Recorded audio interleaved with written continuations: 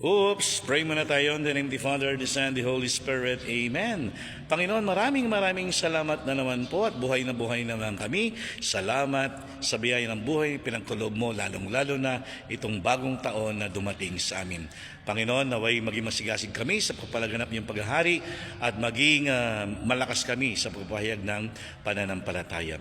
Panginoon, salamat sa biyaya ng pamilya na mayroon kami.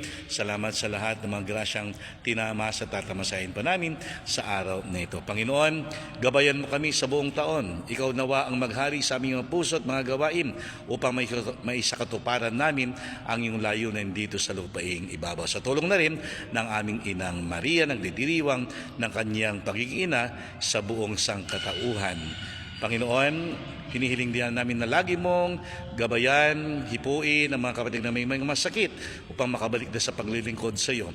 Panginoon, gayon din ang mga OFW, mga kapamilya namin, na lagi mo silang bigyan ng tadag ng pananampalataya, lakas ng loob, may pagpatuloy nila ang kanilang pagtatrabaho na masigasig, na nag-aali ng kanilang panahon at oras. Panginoon, sa taong ito, hinihiling namin na ikaw lagi ang mamutawi sa aming mga labi, maghari sa aming mga puso, pamagampanan namin ang iyong kalooban. Gawin mo kami laging instrumento mo ng iyong buhay na salita at maging inspirasyon nawa kami lagi sa aming kapwa. Hiniling namin ito sa iyong ngalan, aming pagkastulong na rin ng aming inang Maria. Amen.